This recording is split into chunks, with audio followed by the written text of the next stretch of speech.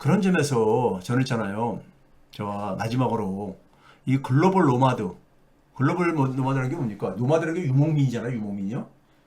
글로벌이라는 것은 전 세계를 그러니까 활동 반경으로 가는 유목민들은 계속 이동해 살잖아요. 이동이요. 예? 농경민족들은 그러니까 정착해서 살고 그래서 이제 노마드에도 많이 비교하잖아요. 디지털 노마드, 글로벌 저는 글로벌 노마드를 이 글로벌을 쓴 이유가 있습니다. 자, 이걸 마지막으로 제가 저는 그래서 이렇게 정치인들한테 아무리 예쳐도 있잖아요. 이게 효과가 없다는 걸 거의 알아요. 그래서 제가 이제 마지막으로 하는 얘기입니다. 연휴에 딥시크 충격이 있었잖아요. 그래서 이걸 위해서 좀 얘기를 해볼게요.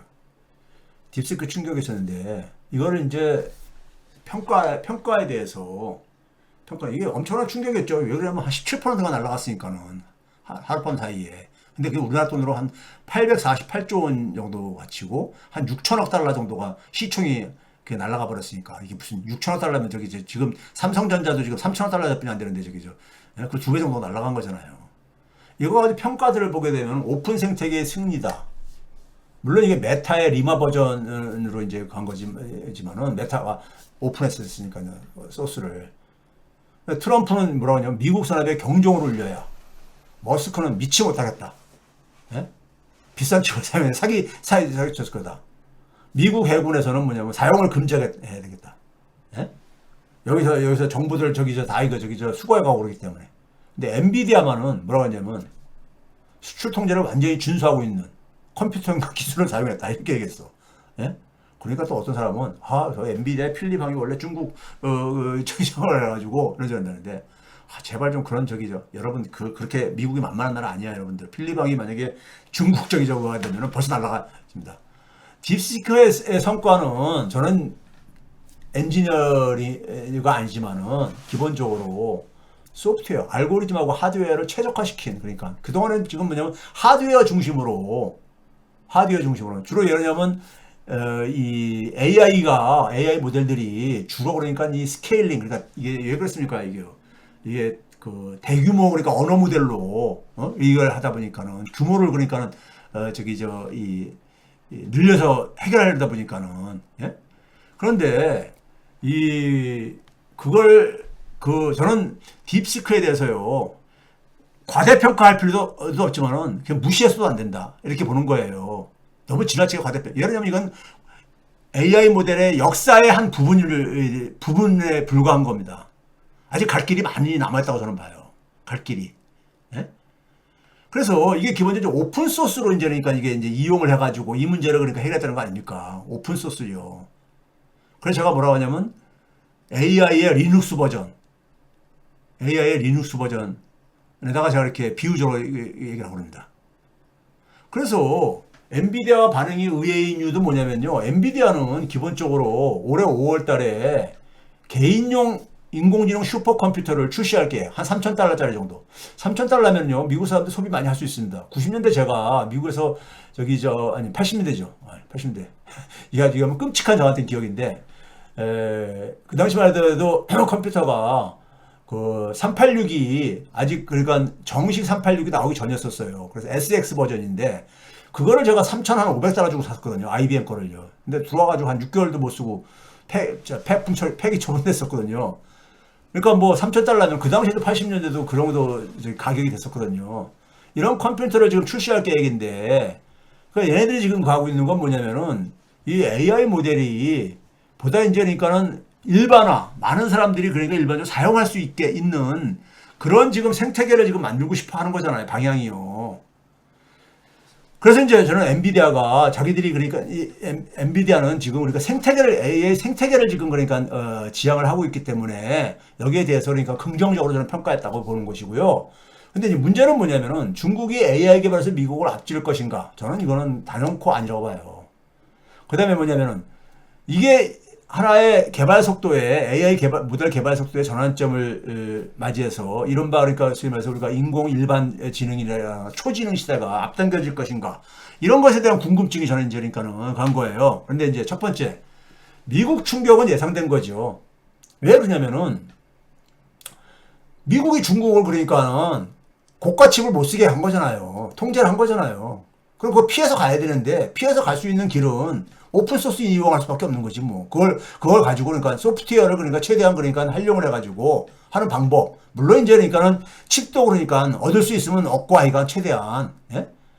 그래서 저는 딥시크가 리눅스 버전의 AI 모델이다 이렇게 불러도 되지 않겠냐는 거고요. 그 다음에 그동안의 미국의 빅테크들은 메타 정도를 제외하고는 대부분 폐쇄적인 AI 모델 개발을 했잖아요. 예?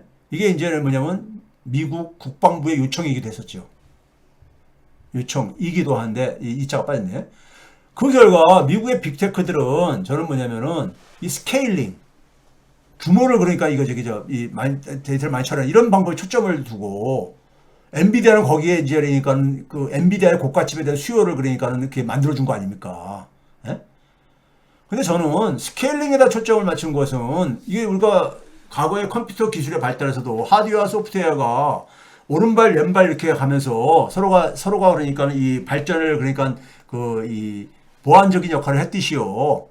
근데 스케일링에 초점을 맞췄다는 것은 빅테크 기업들에서 혁신이 시장을 독점을 하고 있으니까 예? 플랫폼으로 시장을 독점하다 보니까 그만큼 뭐냐면 우리가 독점이 되거나 하게 되면 시장을 독점하게 되면 혁신이 약화된다는 얘기를 우리가 일반적으로 경제 이론에서 얘기를 하거든요. 그리고 자신들이 창업할 때 가장 증오했던 게 뭐냐면 전통적인 독점 재벌들이었었어요. 그래서 이들은 혁신을 안 하고 주로 그러니까 시장의 지배력을 가지고 쉽게 돈벌이 하려고 한다. 그러면 저는 기본적으로 플랫폼의 공유 가치를 상실했다고 봐요. 상실한 이유는 이제 뒤에서 얘기하고요. 그 다음에 이제 이 오픈 생태계, 그러니까 오픈소스로 이제 그러니까 우리가 AI 모델을 간 이 딥시크는 플랫폼의 본질, 플랫폼이라는 걸 저는 뭐 어떻게 이해를 하냐면요. 저하고 이해하는 게 좀 차이가 있는 사람이 있을 텐데, 디지털의 생태계입니다. 디지털 생태계예요. 생태계 개념을 잘들 이해하셔야 돼. 생태계가 그렇게 가벼운 저게 아닙니다. 만드는 거. 이거 모바일에서 유일하게 만든 게 애플이에요. 나머지는 제가 볼 때 디지털 생태계가 제대로 만든 데가 없어요. 플랫폼 만들었지 모르겠는데. 이 플랫폼은요, 디지털 생태계 핵심 가치는 뭐냐면 공유하고 협력입니다. 애플이 모바일에다가 딱 만든 다음에 모르겠습니까요? 거기에 공급되어지는 소프트웨어라든가 콘텐츠라든가 이런 것들을 소위 말해가지고 이익을 공유하면서 그걸 그러니까는 멋들어진 앱 생태계를 만들었잖아요. 예? 이게 협력이잖아요. 바깥에 있는 기업 바깥에 있는 수억 명들하고 협력을 통해 가지고 이익을 공유해 가지고 그래야지만 이게 플랫폼이 만들어지거든. 그래야지만 거기서 그러니까 우리가 애플이 그래서 우리가 1위 기업을 비약한 이유가 그 모바일 생태계 만들었는데 이번에 그 딥시크를 만든 양원평이 원래가 이게 뭐 이 퀀텀 펀드를 해서 돈을 많이 또 벌었다고 하더라고요. 근데 아이가 작년에 이런 무슨 얘기를 했냐면 이랬습니다. 기술 혁신을 틈타서 폭리를 취하는 것이 딥시크의 목적 아니다. AI의 혜택을 모두가 누릴 수 있어야 된다. 저는 이걸 보고선요. 구글을 만든 애들 처음에 그러니까는 소위 말해서 그다음에 뭐 많은 빅테크들을 만든 초창기의 창업자들이 공통적으로 이런 얘기를 해요. 공통적으로 이건 인류가 같이 그러니까 공유해야 될 혜택들이다 이렇게 얘기를 해요. 왜 그렇습니까? 기본적으로 AI 모델의 발전의 핵심 요소 중 하나가 데이터잖아요. 데이터는 인류사의 모두의 기여물이잖아요. 네? 모두의 기여물이잖아. 근데 그걸 그러니까는 폐쇄적으로 해가지고 지네들이 그러니까 그걸 이익을 독점하는 거잖아요. 네? 메타도 그러니까 거기에 그러니까 사용자들이 들어가서 참여하고 글 쓰고 해가지고 메타가 그게 가능한 거지. 그렇잖아요? 플랫폼이라는 건 디지털 생태계라는 건 사용자부터 콘텐츠나 소프트웨어 개발자 등 기여 없이는 지속이 불가능한 거잖아요. 네? 그런 거잖아요. 그러면 그 사용자들이 그러니까 혜택을 같이 공유를 할 권리가 있는 거잖아요. AI의 혜택을 모두가 누리지 못한다면은 어떤 결과가 나오냐면요. AI가 나오면서 많은 일자리들이 지금 없어지거나 소멸되거나 파괴되고 그러잖아요. 근데 우리는 되게 어떤 낙관을 갖고 있습니까? AI로 인해 가지고 새로운 일이라든가 일자리가 많이 만들어질 거다 이렇게 얘기해서 그러니까 이걸 낙관적으로 생각들 하는 사람들 그렇잖아요. 근데 이거 만들어지려면은 AI를 그러니까 기술을 모두가 그러니까는 활용할 수 있도록 인프라를 만들어줘야 되는 거 아닙니까? 근데 그 AI를 이용하는 게 굉장히 돈이 많이 들고 그런다면은 또 다른 그러니까 양극화만 거하고 새로운 일자리가 많이 만들어지겠어요? 제한적인 일자리뿐이 거기서 생태계로 진화를 못한다고 봐요 저는요. AI 친화적인 그러니까 생태계로 진화를 못한다고 봐요. 이게 그 AI 혜택을 모두가 누리지 못한다면요. 예? 우리가 예를 들어서 산업혁명 이후에 도시 생태계, 소위 농업사회에서 도시를 중심으로 해가지고 새로운 제조업 산업 생태계가 만들어진 거 뭡니까? 도시에서 많은 사람들이 일자리가 만들어졌다는 게 아닙니까? 제공됐기 때문에 가능한 거잖아요. 그 생태계를 만들어야 된다고요. 그 다음에 AI 친화적인 생태계도 기존 플랫폼과 같은 장애물에 저는 직면했다고 봐요. 구글 등 플랫폼 빅테크들도 창업 당시에는 인류사의 기여를 목표로 제시합니다. 예? 그러니까 플랫폼 구성을 하려면 기본적으로 그렇게 되거든요. 지 혼자 돈 벌고 지 혼자 가기 때문에 누가 구글을 가서 참여하고 그러겠어요. 그러면서 뭐냐면 이들이 내세운 건 뭐냐면 혁신의 즐거움을 추구하겠다. 혁신의 즐거움을. 예? 그 혁신을 통해서 인류사에 기여를 하겠다. 이런 목표를 제시를 해요. 근데 이제 뭐냐면 이제 자본의 논리. 개발 자본을 계속해서 자본을 하려다 보니까 어떻게 합니까? 돈벌이를 해야 될 게 아니야. 돈벌이를 막 요구합니다.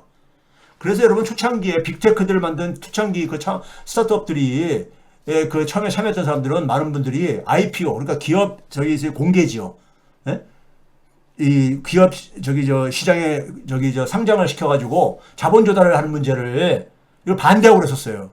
왜 그걸 거기에 하는 동안 거기에 이 상장시키는 순간에 그 투자자들한테 주주들한테 간섭받고 예? 주주들은 뭐냐면 돈벌이를 보여달라고 그러니까요. 예? 그 다음에 또 한 가지 뭐냐면 지속적인 혁신이라는 것은 굉장히 초창기 스타트업 회사들은 그 즐거움도 있지만 그것도 굉장히 고통스러운 거거든. 계속 그걸 하려면 이걸 혁신을 하려면요. 이것도 이제 회피하고 싶은. 그래가지고 시장 독점으로 그러니까 돈벌이 쉽게 하는 방식으로. 그래가지고 자신들이 증오하던 전통적인 재벌 괴물로 진화된 거잖아요. 여기에 뭐냐면 국가 간의 패권 경쟁. 국가들이 뭐냐면은 자기네만 그러니까 육성하겠다. 이렇게 하면서 혁신이 약화된 거죠. 그러다가 오픈 생태계에 일격을 맞는 결과는 자연스러운 거예요. 그러다 보니까 혁신이 약화되니까 혁신이 바깥에서 생긴 거지. 그러니까 AI 혜택을 모두 누려야만 가능한 AI 친화적인 새로운 생태계로 진화했어서 자본 논리하고 심지어 국가 패권 논리. 그래서 뭐냐면 소버린 A라는 말을 하는 거잖아요. 국적 있는 AI. 예? 우리나라에서 보니까 한국 국적의 AI를 모델을 개발한다. 이게 지금 뭐냐면 국가 중심주의잖아. 국가 자국 이익 중심주의. 이게 큰 장애물을 작용할 겁니다. 이거 오픈소스가 아니잖아. 자본 논리나 국가 패권 논리는 이건 폐쇄적인 저거잖아요. 폐쇄성을 갖는 한에 있어서는 저는 생태계를 만드는 데는 굉장히 방해가 되거나 만들어져도 굉장히 오랜 시간이 걸린다. 저는 이렇게 봅니다. 논리적으로. 네 번째, 중국은 AI 개발에서 미국을 제칠 수 있는가? 단연코 전 노예예요. 딥시크는 중국이 만들어낼 거의 최대치가 될 AI 모델이다. 저는 이렇게 봐요. 왜 그러냐? 중국도 기본적으로 중국은 국가 패권 논리가 여기에 개입 안 할 수가 없거든. 량원핑도 처음에 이렇게 가지만은 량원핑 개인이 그러니까 중국의 국가 권력을 그러니까 넘어서기는 예? 이건 쉽지가 않고요. 예? 이게 기본적으로 기존에 그러니까 우리가 흔히 말해서 중국에는 플랫폼을 갈 때 미국 플랫폼을 쫓아간 플랫폼을 대표적으로 예를 들어서 바트를 얘기하잖아요. 바이두라든가 알리바바, 텐센트 얘기잖아요. 이게 중국 플랫폼의 최대치잖아요. 딥시크도 저는 이게 그러니까 AI 모델 최대치가 될 가능성이 크다. 거기다가 뭐냐면 딥시크가 프라이버시와 정책이 약간의 보게 되면 사용 장비, 정비, 키보드 입력 패턴, 리듬, IP 정보, 장치 아이디, 쿠키 이런 것들을 모든 정보가 그러니까 중국 내에 있는 보안 서버에 저장됨을 하고 있잖아요. 개인들 저거에 대해서 예? 중국이 가지고 있는 전형적인 저거잖아요. 국가 통제 이거요. 그래서 근데 미국이나 서방은 지금 뭐냐면은 미국은 지금 앞에서 얘기했듯이 지금 가장 중요한 게 중국 제압이란 말이에요. 그래서 중국 포비아를 그러니까 계속해서 이걸 자극하고 있죠. 예? 중국 공포. 그러니까 그럼 미국이라는 서방 사회가 중국 포비아를 극복하는 건요 혁신이에요. 가장 강한 거는 계속해서 지금 그동안에 중국을 그러니까 이래서 제압하기 위해서 예? 저기 저 뭡니까 이 그 통제하고 해도 큰 성공을 못했잖아요.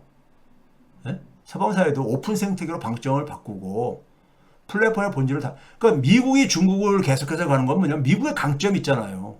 혁신이 계속해서 일어날 이 힘. 예? 플랫폼의 본질을 다시 생각할 때만이 중국을 저는 극복하는 것이 가능하다고 봐요. 그렇지 않은 이상에서는 중국의 저런 계속해서 추격은 계속 반복될 겁니다. 그러니까 중국을 이기는 길은 중국 모델이 별로 그렇게 매력적이지가 않잖아요. 개인적 가치를 국가 목표에 종속시키니까 사용자들이 기본적으로 별로 좋아할 수가 없어. 예? 사용자들에게 외면받을 수 있는 하나의 그런 모델이죠. 예? 그러니까 AI 혁신이 모든 사회 구성원이 새로운 삶과 사업 혁신의 기회로 일거리를 만드는 데서 그래서 기회로 활용할 수 있는 이런 사회 인프라를 갖는 사회로 나아가는 길만이 국가라든가 자국 중심주의 체제인 중국과의 경쟁에서 이길 뿐만 아니라 중국 포배를 극복할 수 있는 길이라고 봐요. 근데 이게 쉽냐 이게. 예? 미국도 마찬가지로 국가 중심주의, 자국 중심주의에서 예가 아니니까요. 그래서 사실 그래서 저는 뭐냐면 소버린 인공지능, 그러니까 국적 인공지능과 기후위기의 본질은 같다고 봐요. 왜? 이게 뭐냐면 자국 중심주의라는 근대성의 문제를 같이 공유하고 있거든요. 예? 자국적인 이익 관점에서 하다 보니까 혁신이 그러니까 제대로 안 이루어지고 그런 거잖아요. 같이 공유를 못하는 거잖아요. 인류 사회가. 기후위기 문제라는 게 뭐예요? 기후위기 문제가 여러분 저는 지금 근대 국가의 근대 문명 속에서는 이거 해결 안 된다고 봐요. 비관적으로 봐요. 예? 그래서 비용을 사회화시키잖아요. 이걸 우리가 이제 환경 문제 이런 데서 많이 하는 얘기잖아요. 그러니까 뭐냐 비용을 사회화시킨다는 얘기는 내가 누리는 이 이익을 위해서 지불해 드는 비용을 굉장히 적게 지불하는 거잖아요. 예? 그 많은 비용을 사회에다가 떠넘기는 거잖아요. 근데 이게 지금 뭐냐면 이제는 비용을 지구화시키는 게 기후위기 문제잖아요. 지구에다가 비용을 또 떠넘기는 거잖아요. 그게 일상이 된 거잖아요. 예를 들어서 플라스틱이 만약에 문제라면 플라스틱에 대한 막을 수 있는 방법 간단해요. 뭐합니까? 예? 그거 플라스틱 소비하려면 그러니까 뭐 10만 원, 100만 원씩 비용 지불하게 해보세요. 가격을요. 못하지. 소비 못하죠. 그거. 근데 비용이 굉장히 싼 거예요. 그 대신 뭡니까? 비용을 지구에다가 떠넘기는 거지. 비용을 지구에 떠넘기는 거는 어떤 특정 국가의 범위를 벗어나 버리는 거니까. 예? 그 다음에 기본적으로 돈의 논리, 경제적 동물에 우리가 이코노미 애니멀스라고 하잖아요. 자본주의에서는 개인이나 기업이나 국가는 다 똑같은 경제적 동물들인 거야. 비용에 대한 부담을 증가시켜가지고 비용의 지거를 중단시키지 못하는 한에 있어서는요, 기후위기 문제는 근본적으로 해결이 불가능하다고 보는 사람입니다. 예? 그렇잖아요. 이 트럼프도 뭐냐면 화석연료 무슨 엉뚱한 소리 하고 있어. 우리는 값싼 연료 써야 되겠어. 그런 점에서 일국가 혹은 일국적 틀에 갇힌 인간, 국적 중심의 인간형이죠. 한국 사람, 미국 사람, 중국 사람. 국적 중심의 인간형으로는요, AI나 기후위기 문제는 모두 해결하기 저는 어렵다고 봅니다. 초국적, 국적에서 자유로운 사고를 가지는 인간형면이, 예? 인간형으로 저는 진화가 지금 요구받고 있다고 봐요. 그래서 제가 글로벌 노마드를 얘기하는 겁니다. 글로벌 노마드를. 그래서 우리가 지금 초국가 협력이 많은 데서 인공지능뿐만 아니라 기후위기 이런 데서 다 초국가 협력이 필요한 거잖아요. 이 어려운 문제를 풀려면은 인간들이 국적형 인간에서 벗어나가지고 소위 초국적 인간으로 그러니까 진화가 돼야 되는 겁니다. 그래서 글로벌 노마드를 얘기하는 겁니다. 국적 중심주의 세상에서 벗어나가지고 초국적 소유자로 살아가고 있는 이게 지금 뭡니까요? 사실상 많은 사람은 그렇게 살고 있어. 디지털에서는 국적이라는 게 의미가 없잖아요. 의미 없잖아. 예? 그러니까 디지털에서는 다 국적자들이야 다. 이게 희망을 저는 갖고 싶은데 세상이 있잖아요. 제가 여기서 오늘 좀 뜬금없는 소리를 할게요. 아까 앞에 제가 모세를 모델로 삼으라 했잖아요. 세상이 지금 뭐냐면은 근대 산업혁명에서 새로운 세상으로 지금 그러니까 우리가 여정을 가려면 뭡니까? 새로운 인간이 필요로 해요. 새로운 인간이 되려면은 새로운 인간을 만들어낼 수 있는 새로운 사상이나 새로운 교육이 필요한 거예요. 왜? 세상이 바뀌었으니까. 그래서 제가 이 모세의 구약 성경에 출애굽기를 가는 게 모세가 40세에 부귀영화를 버리고 고통받는 이들에게 그 낮은 곳에 있는 사람들한테 자기가 돌아간 거잖아요. 그들과 함께 새로운 세상을 만들어주는 삶을 선택한 거잖아요. 그걸 가서 어떻게 합니까? 예? 80세나 돼가지고 하나님한테 계시를 받잖아. 이집트에서 이제 해방되고 십계명을 받고 그러죠? 그 십계명이라는 게 바로 뭐예요? 그 당시 사람들한테 이걸 지켜라 지켜라 지켜라 그게 바로 교육이죠. 그래서 사람을 그걸 40년 동안 하잖아요. 예? 그걸 시험시키잖아. 새로운 인간으로 그 당시 그러니까는 그 이 이집트에서 탈출해가지고 그 광야에서 사는 그 저기 저 이스라엘 사람들을 40년 동안 율법을 가지고 가면서 합니다. 그래서 120세가 되어 40년이 지난 120세가 되어가지고 이제 가나안으로 이제 본인은 못 넘어갔지만은 예? 가나안으로 이제 가라고 이제 이렇게 가잖아요. 여기서 저는 40이라는 게 왜 나올까 했는데 그 당시에 되게 이 평균 수명이요 한 40년. 그 당시는 아기 때도 많이 죽고 그러니까는 예? 한 40년. 그러니까 뭐냐면 세대가 바뀌어야 되는 거야. 그 이전 세대들은 그 이전에 그러니까는 이 문화라든가 그 이전에 그 이 제도에 우리나라 같은 경우도 나이가 옛날에 저 젊었을 때는요 나이 많이 드신 분들이 야 일제시대 때는 얘네들 이렇게 했어 맨날 이런 얘기를 축하만 했잖아요. 예? 그렇죠? 그게 거기에 굉장히 그러니까 우리가 되게 우리가 그 이 사고가 그러니까 우리가 세대가 바뀌어야 되는데 예? 그래서 우리가 이런 얘기 있잖아요. 신약에도 보게 되면 마태복음에 세포들 유명한 얘기잖아요. 세포들 낡은 가죽 부대에 넣지 말을 하잖아요. 세수는 세부대부라는 얘기가 바로 이 얘기잖아요. 누가복음에도 있고 누가복음에는 또 뭐냐면 새 옷에서 한 조각을 찢어가지고 낡은 옷에 붙인다고 해가지고 그게 새 옷이 되지 않는다 이거지. 예? 새 옷만 찢고 낡은 조각에는 낡은 옷에는 어울리지도 않고 그래서 이거잖아요. 그러니까 헌 옷을 버리고 새 옷을 바꿔 입어야 된다 이거죠. 예? 이런 얘기 하잖아요. 이게 동양에도 있죠.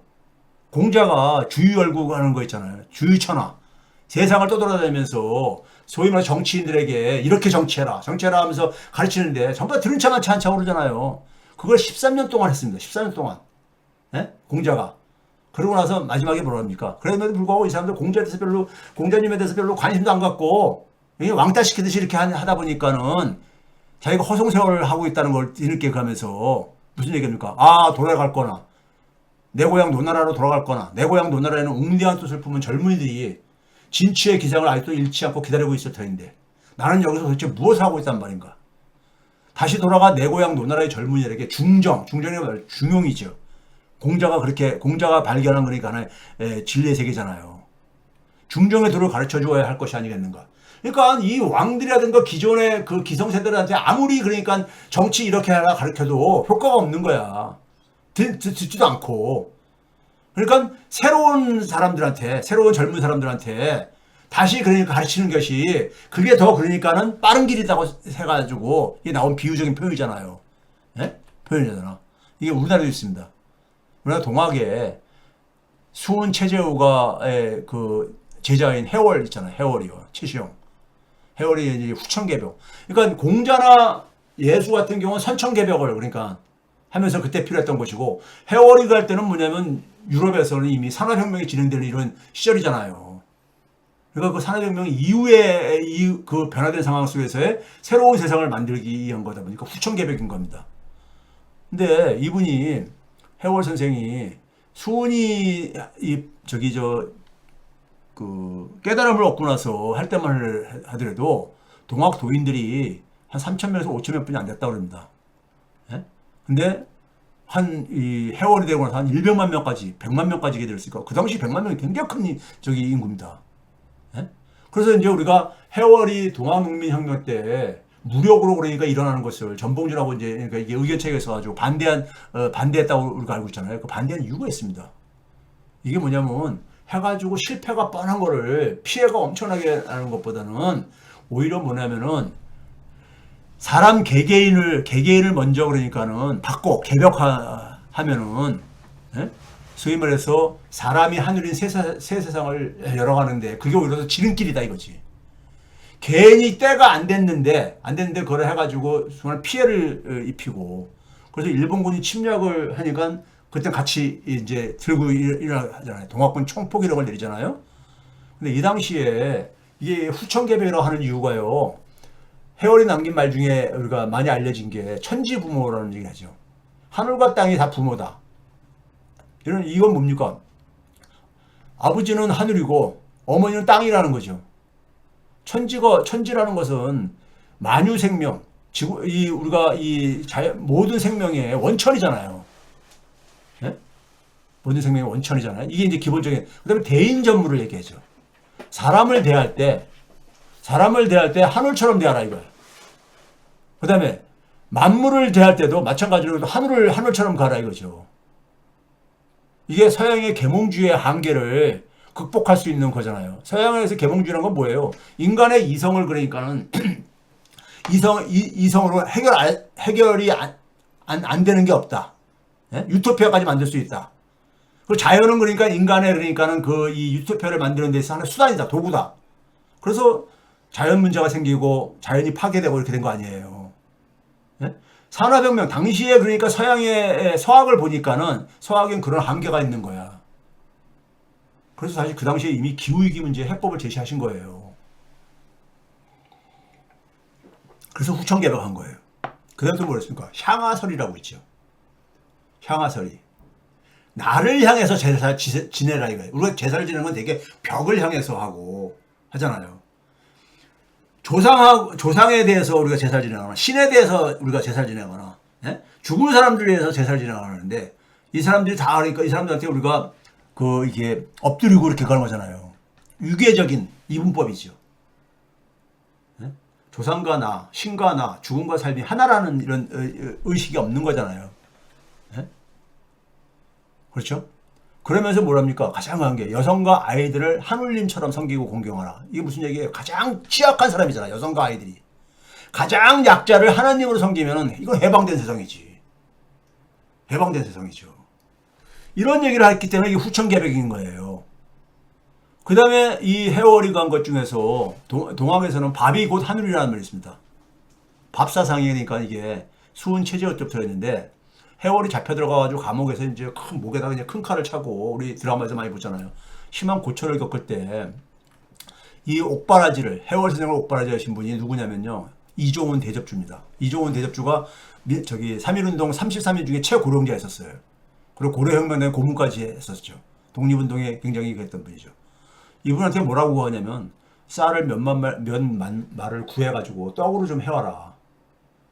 뭘 하시게요, 선생님? 이곳에 있는 모두가 다 배고픈 사람들이라니까요. 이 옥에 들어가 있는 사람들은 제대로 먹을 거 줍니까? 예? 그 옥에 갇혀 있는 사람들한테?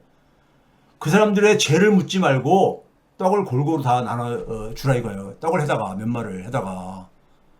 배가 고파 죽을 지경이면요, 가장 중요한 게 뭡니까? 밥이 하늘이죠, 뭘. 예? 그 사람들한테 제일 필요한 건 밥이지. 예? 그 사람들한테 너는 제가 그러니까 굉장히 악시적인 죄를 줬으니까 너는 밥을 안 줘. 뭐 이런 이게 아니라, 예? 기본적으로, 그러면 이 사람들이 그러니까 어떻게 또, 그대로 이제 실행을 했어요, 제자가. 감옥에 갇힌 사람들이 모두 그러니까 감복을 할 게 아닙니까? 큰절을 하고, 눈물도 흘리고, 예? 그걸 통해서 이 사람들 다 그러니까 교화도 시키고. 그러니까 기본적으로 모든 사람은 굶주리지 않을 권리가 있다 이거야. 모든 사람은요. 이게 바로 뭐예요? 제가 평상시에 얘기하는 사회소득이잖아요. 예? 함께 살아가는 세상에서는 모든 사람은 자기가 최소한의 생계를 위해서 소득을 나눠받을 권리를 갖고 있다고 제가 그랬잖아요. 이걸 알면은 아까 앞에서 했던 헛소리하는 정치인들, 예? 쓰잘데없는 글 하지 말고 저기 가장 낮은 곳에서 있는 사람들을 곁으로 가가지고 이거 실천하면 돼. 그럼 자기도 별이 돼. 자기도 칼라가 만들어져. 자, 그래서 제가 이 얘기를 하는 이유는 뭐냐면요. 세상이 바뀌려면은 어떤 정책 이런 것도 필요하지만은 기본적으로 새로운 사람이 되는데 결국은 누구냐? 저는 그러니까 이 국적 중심주의에서 여러분들 지금 그러니까 우리가 특히 젊은 사람들 같은 경우는 태어날 때부터 인터넷을 이용했었고, 그리고 이 디지털 기술에 가장 굉장히 익숙하잖아요. 소위 말해서 디지털 노마드라고 우리가 하는데 저는 글로벌 노마드가 돼야 된다. 예? 국적 중심주의에서 벗어나가지고 인류사의 가치, 그러니까 우리가 예를 들면 국가 간의 국가 이익을 따지게 되면요, 해결할 수 있는 주요 문제가 하나도 없어. 그 속에서 벗어나야 돼. 그래야지만 이게 풀어갈 수가 있다고요. 우리 대한민국에서 이런 인재들이 많이 나와야 되는 거예요. 이런 인재들이. 저는 평생을 교육을 하다 보니까는, 예? 그 우리 아들, 딸애들이 살아갈 세상, 적어도 그러니까 2100년 이 넘어서까지 살아갈 사람들이 직면해 될 문제들을 해결할 역량을 키워줘야 될 게 아닙니까? 키워줄 역량을.